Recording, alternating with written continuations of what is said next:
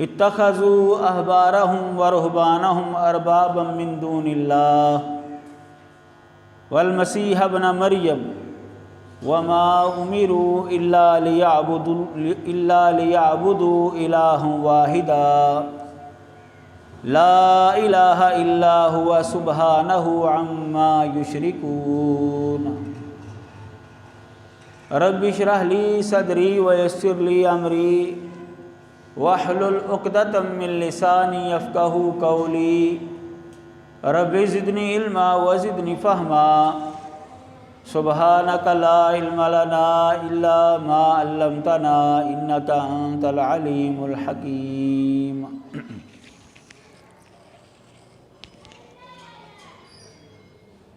ہماری گفتگو چل رہی تھی غلو فی الدین کے حوالے سے۔ رسول اللہ صلی اللہ علیہ وسلم نے ارشاد فرمایا تھا ایاکم والغلو فی الدین، کہ تم نے اپنے آپ کو دین کے اندر غلو کرنے سے بچانا ہے۔ غلو فی الدین کی کئی صورتیں ہیں، ان میں سے ایک صورت بیان ہو رہی تھی غلو فی الصالحین، یعنی نیک لوگوں کے بارے میں غلو اختیار کرنا، حد سے بڑھ جانا ان کے حوالے سے۔ اللہ تبارک و تعالیٰ نے جو ان کی شان اور عظمت مقرر کی ہے، انسان اپنی طرف سے ان کے بارے میں ایسا نظریہ قائم کر لے کہ وہ اللہ تبارک و تعالیٰ کی بیان کردہ فضیلت سے بڑھ کر وہ نظر آ رہے ہوں۔ وہ مخلوق ہیں، انسان ہیں، اللہ کے نیک بندے ہیں، لیکن ان کے ساتھ ایسا معاملہ کرنا کہ وہ محسوس ہو رہا ہو کہ یہ جیسے خدا ہیں، ان کو حاجت روا مان لینا، ان کو مشکل کشا مان لینا، دعائیں پکاریں ان سے کرنا، نظر و نیاز ان کی دینا، یہ ساری صورتیں جو ہیں غلو فی الصالحین کی شکل ہے۔ تو اس کے حوالے سے ہم بات کر رہے تھے کہ غلو فی الصالحین یہ اسلام کے اندر حرام ہے۔ نبی علیہ الصلاۃ والسلام نے فرمایا کہ تم سے پہلے جو لوگ تھے وہ دین کے اندر غلو کرنے کی وجہ سے ہی تباہ ہوئے، برباد ہوئے۔ تو امت محمدیہ کے اندر بھی ایسے لوگ آئے جنہوں نے غلو فی الدین اختیار کیا اور راہ راست سے ہٹ گئے۔ اس کی دوسری شکل جو آج میں آپ کے سامنے رکھنا چاہتا ہوں وہ یہ کہ غلو فی الصالحین یعنی نیک لوگ زندگی کے اندر بھی ان کو یہ نظریہ دینا کہ یہ جیسے خدا ہیں، خدائی صفات کے حامل ہیں، اور جب وہ فوت ہو گئے تو ان کی قبروں سے فیض حاصل کرنا، ان کو سجدہ کرنا، یہ بھی غلو فی الصالحین کی صورت ہے۔ رسول اللہ صلی اللہ علیہ وسلم نے اس سے بھی منع کیا ہے۔ نبی اکرم صلی اللہ علیہ وسلم جب بالکل زندگی کے آخری ایام میں تھے، بیمار ہو چکے تھے، تو آپ نے یہ جملہ ارشاد فرمایا لعن اللہ الیہود والنصارى اتخذوا قبور انبیائہم وصالحیہم مساجدا، کہ اللہ تبارک و تعالیٰ کی لعنت اور پھٹکار ہو یہودیوں اور عیسائیوں کے اوپر کہ انہوں نے اپنے انبیاء اور نیک لوگوں کی قبروں کو سجدہ گاہ بنا لیا۔ قبروں کی زیارت کرنے سے موت تو یاد آتی ہے۔ رسول اللہ صلی اللہ علیہ وسلم نے فرمایا کنت نہیتکم عن زیارت القبور فزوروها فإنها تذکر الآخرہ، میں تمہیں قبروں کی زیارت سے پہلے روکا کرتا تھا، لیکن اب میں تمہیں کہتا ہوں کہ تم زیارت کیا کرو، اللہ تعالیٰ کی طرف سے اجازت مل گئی ہے، یہ آخرت یاد دلاتی ہیں۔ قبرستان میں جانا، ان کے لیے مغفرت کی دعا کرنا،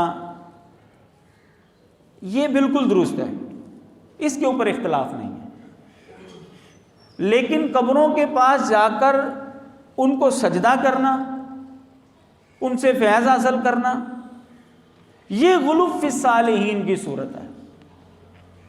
اور یہودیوں اور عیسائیوں کے اندر یہ چیز پائی جاتی تھی، انبیاء کی قبروں کو وہ سجدہ گاہ بنا لیتے تھے، نیک لوگوں کی قبروں کو وہ سجدہ گاہ بنا لیتے تھے۔ تو رسول اللہ صلی اللہ علیہ وسلم نے فرمایا اللہ تعالیٰ کی لعنت اور پھٹکار ہو ان لوگوں کے اوپر کہ انہوں نے اپنے انبیاء اور نیک لوگوں کی قبروں کو سجدہ گاہ بنایا ہے۔ حضرت ام حبیبہ رضی اللہ تعالی عنہا اور حضرت ام سلمہ رضی اللہ تعالی عنہا، یہ دونوں نبی علیہ الصلاۃ والسلام کی زوجہ تھی، اور نبی علیہ الصلاۃ والسلام کے پاس جب آئیں ہجرت حبشہ سے، تو انہوں نے نبی علیہ الصلاۃ والسلام کے سامنے حبشے کے ایک گرجے کا تذکرہ کیا کہ حبشے کے اندر ایک گرجا تھا، وہ ہم نے دیکھا، بڑا گرجا تھا وہ، اور اس کے اندر تصویریں رکھی ہوئی تھیں انہوں نے۔ تو رسول اللہ صلی اللہ علیہ وسلم نے ارشاد فرمایا ان اولئک، کہ بے شک یہ لوگ، اذا کان فیہم الرجل الصالح فمات بنوا علی قبرہ مسجدا،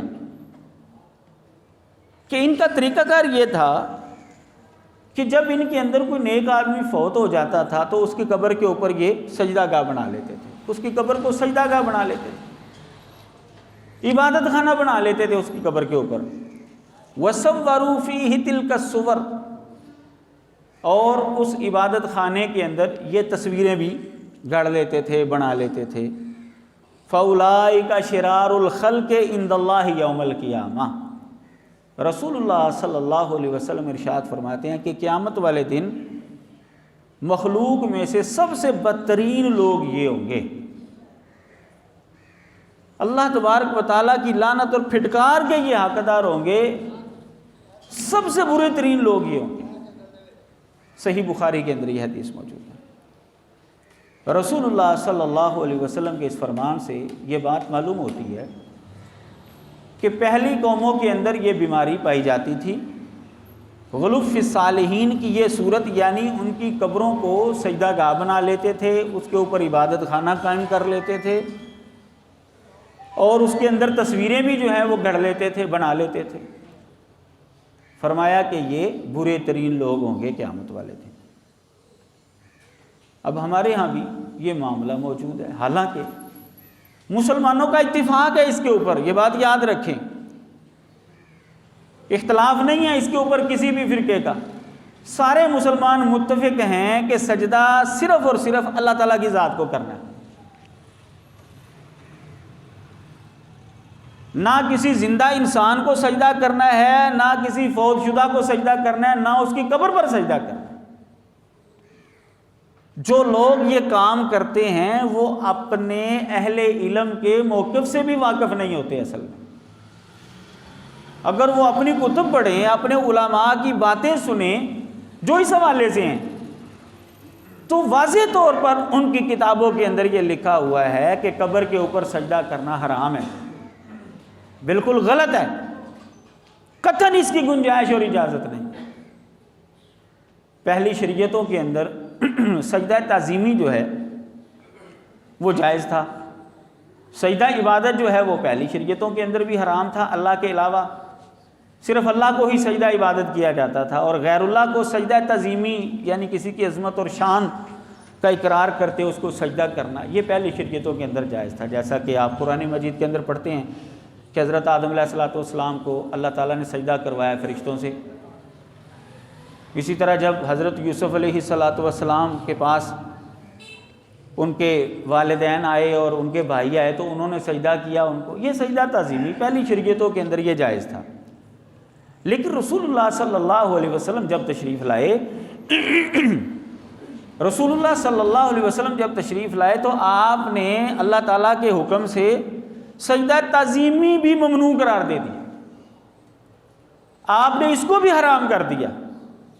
ایک صحابی یمن سے آئے اور انہوں نے آ کر نبی علیہ الصلوۃ والسلام کو سجدہ کیا۔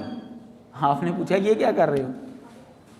کہ جی میں یمن میں گیا تھا تو وہاں پر دیکھا ہے کہ لوگ اپنے ہیرو کو سجدہ کرتے ہیں جو ان کا بڑا لیڈر ہوتا ہے، تو میں نے اپنے دل میں سوچا کہ ہمارے تو سب سے بڑے لیڈر محمد صلی اللہ علیہ وسلم ہیں، وہ ہمارے ہیرو ہیں، تو اگر سجدہ کرنا ہے تو حق رکھتے ہیں کہ ان کو سجدہ کیا جائے۔ تو میں پھر آج آپ کو آیا ہوں واپس، تو میں نے آپ کو سجدہ کیا۔ رسول اللہ صلی اللہ علیہ وسلم نے اس صحابی کو سمجھایا، آپ نے فرمایا کہ اگر اسلام کے اندر اللہ کے علاوہ کسی اور کو سجدہ جائز ہوتا تو اللہ تبارک و تعالیٰ بیوی کو حکم دیتے کہ تو اپنے خامد کو سجدہ کر۔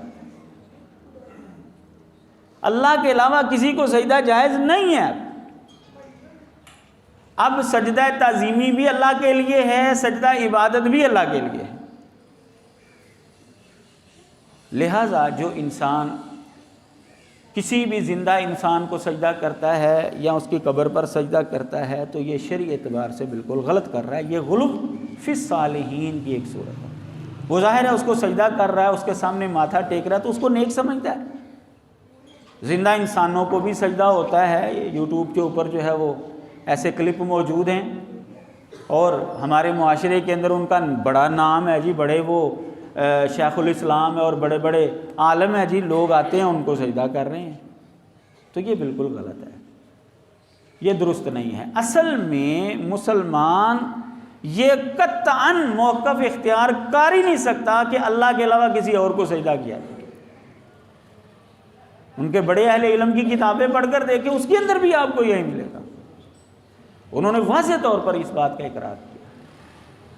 تو جو بھی انسان غیر اللہ کو سجدہ کرتا ہے، سجدہ عبادت کرے گا تو وہ تو شرک کے زمرے میں آئے گا، کیونکہ عبادت تو صرف اللہ تعالیٰ کا ہی آتا ہے۔ اب اسلام کے اندر آ کر سجدہ تعظیمی بھی حرام قرار دے دیا گیا ہے، لہٰذا جو بھی قبر کو سجدہ کرے گا، کسی زندہ انسان کو سجدہ کرے گا، بلکہ بعض لوگ ایسے بھی جیالے دیکھے ہیں وہ اپنے ماں باپ کو سجدہ کرنا شروع کر دیتے ہیں، تو یہ بھی غلط ہے۔ ماں باپ کو بھی سجدے کی قطعاً اجازت نہیں ہے۔ اللہ کے علاوہ کسی کے سامنے سجدہ ریز ہونا بالکل ممنوع ہے اسلام کے اندر۔ تو جو بھی ایسا کرے گا وہ غلو فی الصالحین کی صورت اختیار کر گیا ہے، جس سے رسول اللہ صلی اللہ علیہ وسلم نے منع کیا ہے، ایاکم والغلو فی الدین، کہ تم نے اپنے آپ کو دین کے اندر غلو اختیار کرنے سے، یعنی حد سے بڑھنے سے روکنا ہے، بچانا ہے۔ غلو کا مطلب کیا ہے؟ کسی بھی کام کے اندر حد سے بڑھ جانا۔ تو اللہ تبارک و تعالیٰ نے جو نیک لوگوں کو مقام اور مرتبہ دیا ہے، ہمیں بس اسی پر اکتفا کرنا ہے۔ جو والدین کا مقام اور مرتبہ ہے، ہمیں بس اسی پر اکتفا کرنا ہے۔ ہم اپنی طرف سے کوئی بھی معاملہ نیک انسان کے ساتھ ایسا نہیں کر سکتے کہ جو غلو کی شکل اختیار کر دے، کیونکہ اسلام نے اس سے روکا ہے۔ غلو فی الصالحین کی ایک صورت جو پہلے زمانے کے اندر پائی جاتی تھی اور وہ آج ہمارے بعض کلمہ پڑھنے والوں کے اندر بھی ہے، قرآن مجید نے اس کا تذکرہ کیا ہے سورۃ توبہ کے اندر، اتخذوا احبارہم ورہبانہم اربابا من دون اللہ والمسیح ابن مریم، کہ ان لوگوں نے اپنے علماء اور درویشوں کو اللہ کے علاوہ رب بنا لیا، اور عیسیٰ بن مریم کو بھی اللہ کے علاوہ رب بنا لیا۔ اہل علم کو، علماء کو، نیک لوگوں کو رب والے اختیار سونپنا، یہ پہلے لوگوں کے اندر بیماری پائی جاتی تھی۔ اللہ تعالیٰ فرماتے ہیں وَمَا أُمِرُوا إِلَّا لِيَعْبُدُوا إِلَٰهًا وَاحِدًا، حالانکہ ان کو تو صرف اور صرف یہی حکم دیا گیا تھا کہ وہ ایک اکیلے اللہ کی عبادت کریں۔ لا الہ الا ہو، نہیں ہے کوئی بھی معبود برحق مگر وہی، سبحانہ عما یشرکون، اللہ تعالیٰ تو پاک ہے اس سے جو وہ شرک کرتے ہیں۔ اللہ تبارک و تعالیٰ نے پہلے لوگوں کو بھی یہی حکم دیا تھا کہ عبادت صرف اللہ تعالیٰ کی کرنی ہے، رب والے اختیار کسی مخلوق کے اندر نہیں ماننے، کیونکہ اگر کسی مخلوق کے اندر مانے جائیں گے تو یہ شرک ہے، اور شرک اللہ تعالیٰ نے کسی بھی امت کے اندر جائز قرار نہیں دیا۔ شرک کا مطلب ہی یہ ہے کہ اللہ تبارک و تعالیٰ کی صفات، خصوصیات، یعنی جو بھی چیز اللہ کے لیے خاص ہے وہ کسی مخلوق کے اندر ماننا، بس یہ شرک ہے۔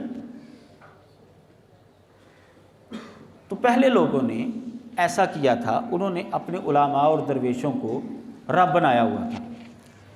اب یہ معاملہ تھا، عیسائیوں کے حوالے سے یہ آیت اتری۔ تو حضرت عدی بن حاتم رضی اللہ تعالیٰ عنہ، حاتم طائی کا نام آپ نے سنا ہوگا، بچپن میں کہانی بھی پڑھتے تھے حاتم طائی کی۔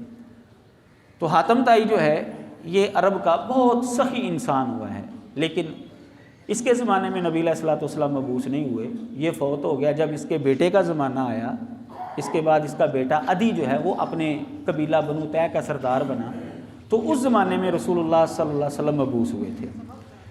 تو نبی علیہ الصلوۃ والسلام کا پیغام ان تک پہنچا، انہوں نے آخرکار اسلام قبول کر لیا۔ حاتم طائی کے بیٹے عدی نے، انہوں نے اسلام قبول کر لیا، اور یہ عیسائی مذہب کے ساتھ تعلق رکھنے والے لوگ تھے۔ تو جب انہوں نے یہ آیت سنی نا کہ اللہ تعالیٰ تو فرماتا ہے کہ انہوں نے اپنے علماء اور درویشوں کو رب بنایا ہوا ہے اللہ کو چھوڑ کر، اللہ کے علاوہ، تو نبی علیہ الصلوۃ والسلام کی خدمت میں آئے، اے اللہ کے نبی، اللہ تعالیٰ ہمارے بارے میں کہہ رہا ہے، کیونکہ عیسائیوں کے حوالے سے یہ آیت ہے، تو اے اللہ کے نبی ہم تو اپنے علماء اور درویشوں کو رب نہیں مانتے تھے، اور اللہ تعالیٰ کہہ رہا ہے کہ یہ مانتے تھے، کوئی بات سمجھ نہیں آ رہی، مسئلہ کیا ہے؟ سنن ترمذی کے اندر یہ روایت موجود ہے۔ تو رسول اللہ صلی اللہ علیہ وسلم نے فرمایا، اما انہم لم یکونوا یعبدونہم، یہ بات تو ٹھیک ہے کہ یہ عیسائی لوگ اپنے علماء اور درویشوں کی عبادت نہیں کرتے تھے، صرف عبادت کرنا ہی نہیں رب بنانا ہوتا، اور بھی کئی معاملے ہیں۔ رب والے اختیار کسی کو سونپنا، یہ بھی اس کو رب بنانا ہی ہوتا ہے۔ وہ کرتے کیا تھے مجھے یہ بتاؤ؟ یہ بات ان کے اندر پائی جاتی تھی کہ نہیں، اذا احلوا لهم شيئا استحلوه، جب وہ ان کے لیے کوئی چیز حلال کرتے تھے استحلوه، اس کو حلال سمجھتے تھے۔ ہاں یہ بات تو ہے، اے اللہ کے نبی ہاں اگر وہ کسی چیز کو کہتے تھے نا کہ یہ حلال ہے، تو لوگ سمجھتے تھے کہ بالکل جی حلال ہے۔ وَإِذَا حَرَّمُوا عَلَيْهِمْ شَيْئًا حَرَّمُوهُ، اور جب وہ ان کے اوپر کوئی چیز حرام کرتے تو اس کو حرام سمجھتے تھے۔ ہاں جی یہ بات تو ہے، یہ تو واقعی کرتے تھے کہ جو ہمارے علماء کہتے تھے نا کہ یہ حلال ہے یہ حرام ہے، ہم یہی سمجھتے تھے کہ یہ حرام ہے اور یہ حلال ہے۔ تو میں یہی تو رب بنانا ہے۔ یہ کسی چیز کو حرام قرار دینا، کسی چیز کو حلال قرار دینا، یہ شریعت سازی ہے، شریعت کا مسئلہ ہے، اور شریعت سازی صرف اللہ کا حق ہے۔ شریعت بیان کرنا، شریعت مقرر کرنا کہ انسانوں کے لیے کون سی چیز حلال ہے کون سی چیز حرام ہے، یہ تو اللہ کا اختیار ہے۔ اور تم نے اپنے علماء، عیسائیوں نے اپنے علماء اور درویشوں کو یہ اختیار سونپا ہوا تھا، ایسی بات ہے کہ نہیں؟ ہاں جی یہ بات تو تھی، آپ نے فرمایا یہی تو رب بنانا۔ تو غلو فی الصالحین کی یہ صورت بھی ان کے اندر پائی جاتی تھی کہ ان کے علماء اور درویش جو ان کے لیے شریعت مقرر کرتے تھے، جو ان کے لیے وہ مسئلہ بتاتے تھے، وہ سمجھتے تھے کہ یہ بالکل صحیح ہے، یہ شریعت کا حصہ ہے، ہم اس سے آگے پیچھے نہیں ہو سکتے۔ موجودہ دور کی میں آپ کو ایک مثال دیتا ہوں کہ یہ آج بھی ان کے اندر یہ بیماری پائی جاتی ہے عیسائیوں کے اندر۔ جن بھائیوں کا کوئی نہ کوئی اٹھنا بیٹھنا ہے کسی مسیحی کے ساتھ، اس کو پتہ ہوگا کہ عیسائی لوگ جو ہیں وہ دوسری شادی کرنے کے قائل نہیں ہیں، وہ کہتے ہیں جی شادی صرف ایک ہی ہوگی، یہ ان کا مسئلہ ہے۔ ایک بندہ جو ہے وہ ایک وقت میں 2 بیویاں نہیں رکھ سکتا، وہ ایک ہی شادی جو ہے وہ کرے گا۔ اچھا یہ مسئلہ بھائی کہاں لکھا ہوا ہے؟ ان کے ظاہر ہے کہ ان کی جو مذہبی کتاب ہے وہ بائبل ہے، عہد قدیم اور عہد جدید۔ بھائی اس بائبل کے اندر کہیں لکھا ہے نہیں بائبل کے اندر، تو یہ پھر کہاں سے آ گیا یہ مسئلہ؟ جب آپ تحقیق کریں گے تو پتہ چلے گا کہ جو ان کا پوپ ہے اس نے یہ حکم نافذ کیا کہ آج کے بعد کوئی مسیحی دوسری شادی نہیں کر سکتا۔ اگر اس نے کرنی ہے تو ایک کرے گا، اگر نہ کرے گا تو وہ بہتر ہے۔ اگر شادی نہیں کرنی، صرف اپنے آپ کو خدا کے لیے اس نے وقف کر دیا، یہ تو کیا ہی بات ہے۔ آپ کو پتہ ہے کیتھولک فرقے کے اندر کئی فادر ہوتے ہیں جنہوں نے ساری زندگی شادی نہیں کی ہوتی، اور کئی وہ خواتین ہوتی ہیں جن کو وہ نن کہتے ہیں، وہ ساری زندگی جو ہے وہ شادی نہیں کرتی، وہ اسی حالت میں جو ہے وہ دنیا سے چلے جاتے ہیں۔ تو یہ ان کے ہاں بڑے مقدس لوگ ہوتے ہیں کہ انہوں نے دنیا کی جھنجھٹوں سے آزاد ہو کر اپنے آپ کو خدا کے لیے وقف کیا. لیکن اگر کوئی شادی کرنا چاہتا ہے تو وہ کتنی کرے گا؟ صرف ایک.